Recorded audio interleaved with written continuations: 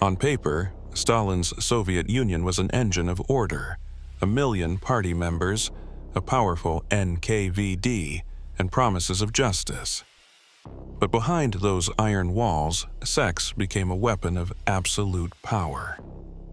Reads a declassified KGB memo on Stalin.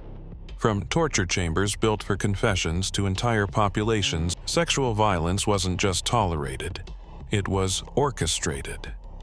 The story, stops at purges and famine, but in how Stalin's regime used sex as a tool of terror, we uncover the secrets even survivors were forced to bury. How did one man make sexual fear state policy? The truth begins with the machinery he built and what he did with it. In 1922, Joseph Stalin stepped into the role of General Secretary, a position many saw as administrative, but it gave him quiet command over the Communist Party's machinery. He managed personnel files, approved appointments, and built a network of loyalists who owed their careers to his favor. By 1924, the Lenin enrollment had swelled party membership to over 1 million, drawing in young, untested recruits who looked to Stalin for guidance. These new members, eager to prove themselves, became the backbone of his future apparatus of obedience. Rivals inside the party, Trotsky, Zinoviev, Kamenev, found themselves boxed in by procedural maneuvers. Stalin used alliances to neutralize each in turn, shifting allegiances as needed. In 1927, the United Opposition was banned, its leaders expelled and their followers scattered. The message was clear: dissent would not be tolerated. By the end of the decade, Stalin had extinguished independent power bases, leaving no one able to challenge his word. Party committees multiplied across the country, embedded in every army unit, every factory, every village. The NKVD, still in its early form, began to mirror this structure, with party cells operating inside the secret police and vice versa. Surveillance became routine, and every official understood that a single misstep could mean demotion, exile, or worse. Stalin's control was not just political, it was personal. He handpicked regional secretaries, replaced military chiefs at will, and set quotas that determined the fate of entire communities. Legal protections faded. The 1936 Soviet Constitution, trumpeted as the world's most democratic, masked the reality that the party, and Stalin, stood above the law. Rights on paper vanished in practice. Loyalty, not justice, became the currency of survival. Across the Soviet Union, a culture of compliance took root, enforced by the ever-present threat of denunciation. By 1929, Stalin's transformation was complete. Orders from his desk rippled outward, unquestioned, through a network of men who owed him everything. This was the architecture that made impunity possible. In the years ahead, it would be tested and weaponized on a scale no one had yet imagined. The NKVD, the People's Commissariat for Internal Affairs, became the most powerful instrument of Stalin's rule. By 1934, it had absorbed all previous security agencies, controlling everything from border troops to labor camps, and even its own armored divisions and aircraft. The agency operated outside the boundaries of Soviet law, answering only to Stalin and his inner circle. At its core, the NKVD was built to surveil, arrest, interrogate, and eliminate anyone suspected of disloyalty. Every region, every factory, and every army unit had its own NKVD branch, each one keeping detailed card files on millions of citizens, workers, soldiers, teachers, even children. These files tracked everything: political reliability, family backgrounds, personal habits, and rumors from informants.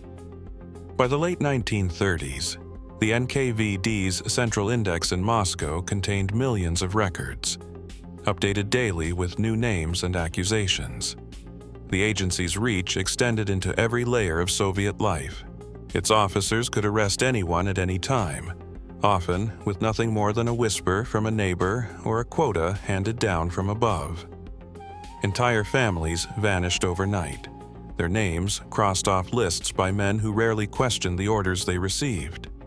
The NKVD's own internal army, numbering over 200,000 by 1937, was equipped with tanks, armored trains, and aircraft, ready to move against suspected traitors or rebellious regions at a moment's notice.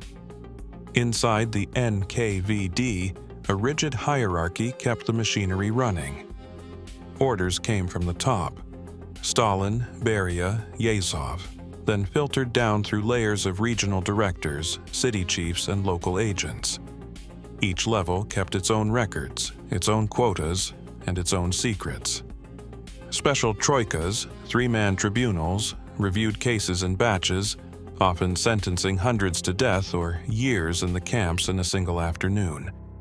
There were no appeals, no defense, and no public record. The process was designed for speed and deniability, not justice. The agency's obsession with documentation created a paper trail that both enabled and concealed its crimes. Lists of suspects, reports of confessions, and execution orders moved through a bureaucracy trained to value obedience over truth. Surveillance was constant, with informants embedded in every workplace, school, and communal apartment. Even among NKVD officers, trust was rare. The threat of demotion, arrest, or execution kept everyone in line. The NKVD's system of quotas turned repression into a numbers game.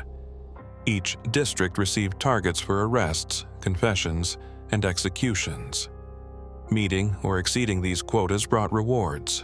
Falling short meant suspicion and likely dismissal, or worse. This logic turned ordinary men into participants in mass terror, their careers tied to the efficient processing of human lives. By the eve of the Great Terror, the NKVD had become a state within the state.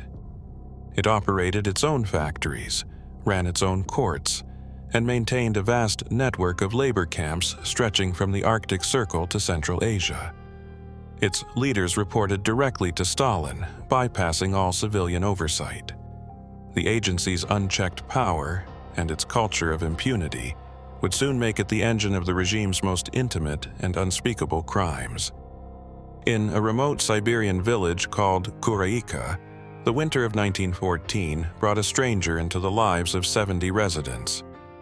Joseph Stalin, then 35 and exiled for his political activities, moved into the home of a local family. Among them was Lydia Pereprigina, a 13-year-old orphan. The age difference was striking, but in this isolated settlement, Stalin's authority was absolute. Within months, she was pregnant. The first child, born in December, died soon after. Lydia's brothers confronted Stalin, demanding he marry her once she turned 14. He promised, but never intended to keep his word. When Stalin's exile ended, he left Kuraika and the pregnant teenager behind. In April 1917, Lydia gave birth to a son, Alexander. Stalin never saw his child, sent no support, and never acknowledged him. Lydia, still a teenager, was forced to raise Alexander alone. Years later, she married Yakov Davidov, who adopted the boy as his own.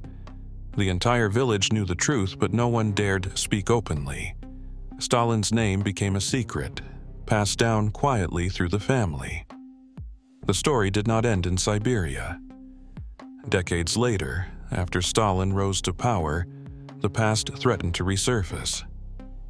In 1956, a KGB report detailed the affair and the child.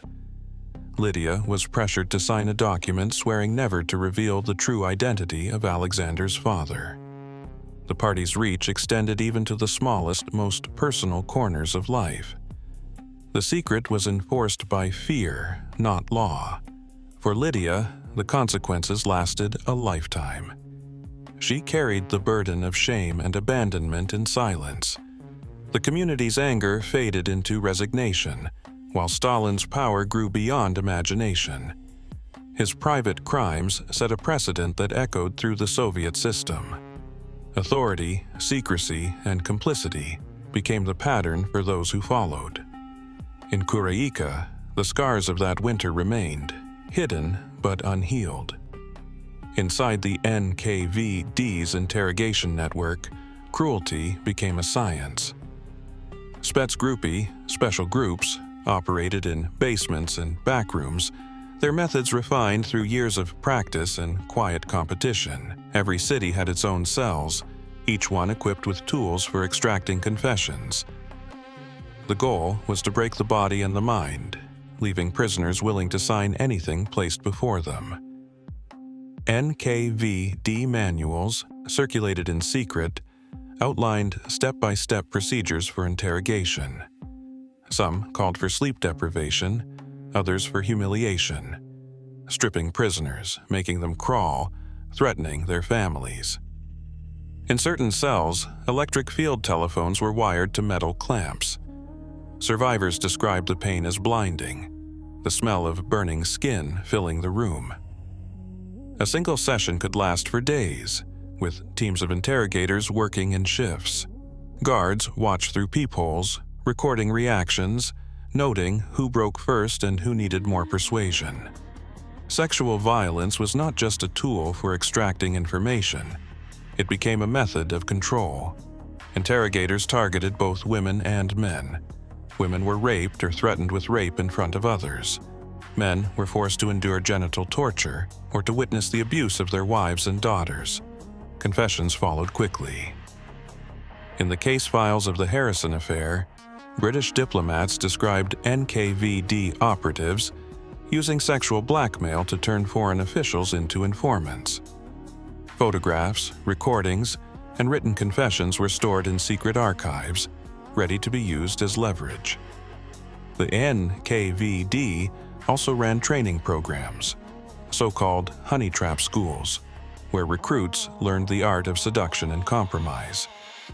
Ballerinas, actresses, and young soldiers were taught how to lure targets, stage intimate encounters, and gather evidence. These operatives, known as swallows, became weapons in a broader campaign of compromat, compromising material, used to destroy rivals and force obedience. Files grew thick with names, dates, and explicit details. Even high-ranking officials lived in fear of exposure. By the late 1930s, thousands had passed through these rooms. Some left broken, others disappeared entirely. The system did not care. Every confession, every act of submission, was another victory for the regime. A sign that no one, not even the most powerful, could escape its reach. Inside the labor camps, survival often depended on the whims of those in charge. Women made up less than 10% of the Gulag population, yet their presence shaped a hidden economy of exploitation that touched every part of camp life. Guards and administrators assigned women to favored work details or better barracks in exchange for sex. The term camp marriage became code for these arrangements. Temporary, one-sided partnerships where a woman might receive extra bread or lighter duties, but only as long as she remained useful to a particular official or criminal boss. Refusal meant reassignment to the harshest jobs, loss of food, or violent punishment. Transport to the camps posed its own dangers. Survivors described the journey north as a gauntlet.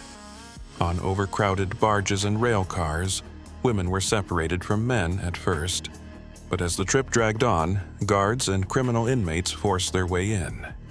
Yelena Glinka, arrested in 1937, later wrote that she and other women were gang-raped on the transport ship, an ordeal calmly ignored by the guards. Once inside the camps, sexual violence was both threat and currency.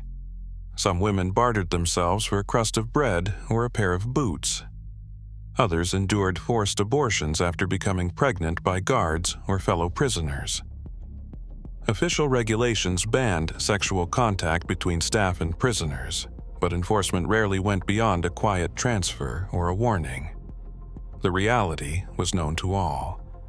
A woman's safety, food, and even her life could be traded away in a moment. Memoirs from survivors like Evgenia Ginsburg and Anne Applebaum's research describe a system where exploitation was routine and silence was the only defense. For female prisoners, the Gulag was not just a place of forced labor. It was a world where dignity and body became bargaining chips in a daily struggle to survive. In the closing months of World War II, Soviet troops swept across Eastern Europe, leaving a trail of devastation in their path. In Berlin, 1945, hospitals recorded up to 130,000 women seeking treatment for rape. Antony Beevor, a leading historian of the Red Army's advance, estimates that between 1.4 and 2 million women were raped by Soviet soldiers across Germany, Poland, Hungary, and Austria. In Vienna alone, the number reached as high as 100,000. The assaults were rarely isolated acts. Many victims endured gang rapes, repeated attacks, and public humiliation. Women were dragged from cellars, attacked in front of their families, or lined up in courtyards while soldiers waited their turn. Age offered no protection. The violence did not spare those who had already survived the worst of the war. Soviet and Polish women liberated from Nazi camps found themselves violated by their supposed rescuers. Holocaust survivors, forced laborers, and refugees all faced the same fate. One survivor later recalled, "We were liberated, but this was a new battle." Official complaints from Allied governments and even Soviet allies were dismissed. When Yugoslav politician Milovan Djilas raised the issue with Stalin, the Soviet leader replied, "Can't you understand it if a soldier who has crossed thousands of kilometers through blood and fire and death has fun with a woman?" Orders from Moscow made clear that discipline was secondary to victory. Commanders looked the other way, and the violence continued unchecked. The same logic played out during the mass deportations of Chechens, Ingush, and Crimean Tatars. In February 1944, Operation Lentil uprooted nearly 500,000 people from their homes. Witnesses describe NKVD officers raping women and girls in public before loading families onto cattle cars. During the journeys east, cramped rail cars offered no safety. Guards wielded total control. For many, the trauma would last a lifetime. In exile, stories of rape and humiliation became part of the collective memory, a wound passed down through generations. The numbers tell only part of the story. Behind every statistic stands a life, a family, a community shattered by violence used as a weapon of war and policy. The scars of these campaigns reach far beyond the battlefields, echoing in the silence that followed. In the months after Stalin's death, a different kind of operation swept through Soviet institutions.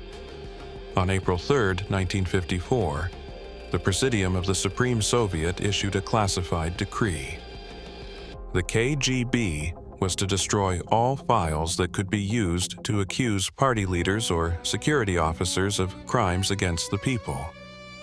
Within a year, thousands of tons of documents vanished from state archives.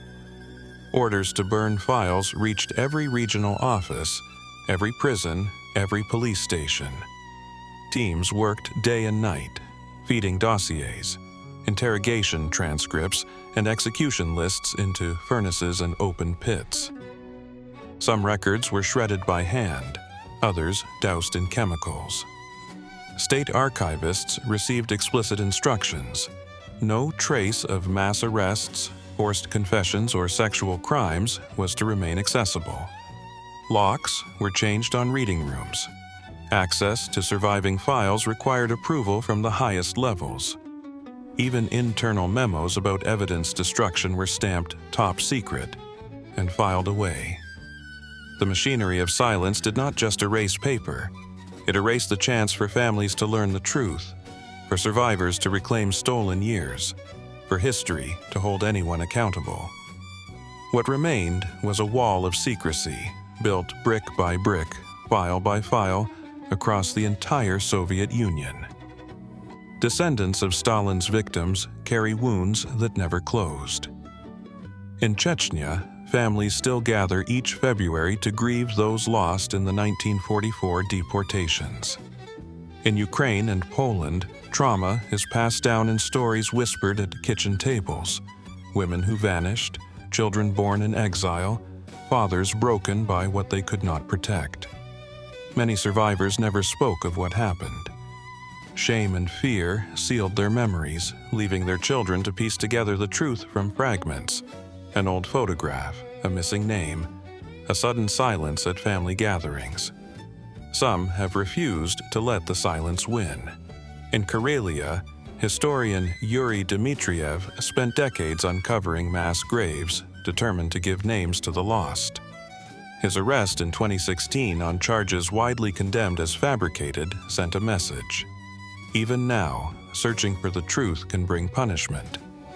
Across Russia, Poland, and Ukraine, activists and researchers face threats and legal barriers as they document sexual crimes buried by the state. A Polish survivor, now in her 80s, described her life as a chain of broken links. Her mother raped during the war, her own childhood erased by fear, her grandchildren still haunted by secrets no one can name. The pain did not end with the victims. It echoes through families and nations, shaping lives long after the violence itself has faded from view. In Berlin alone, medical records show over 95,000 rape survivors treated by July 1945. Just one fragment of a wider atrocity. This documentary has shown, through declassified NKVD orders, survivor interviews, and Soviet camp reports, that sexual violence under Stalin was neither accidental nor isolated. It was embedded in interrogation rooms, forced marches, and military campaigns, with clear directives from the highest levels. Yet, thousands of archival files remain classified or destroyed, and many perpetrators were never named. Today, the scars of these crimes are visible in broken families, suppressed histories, and the ongoing prosecution of researchers who seek the truth. As official silence persists in Russia and beyond, the evidence we have confirms a system built on sexual terror. Stalin died in 1953, unpunished. The full record still lies behind locked doors, but every document released brings us closer to understanding the scope of these crimes.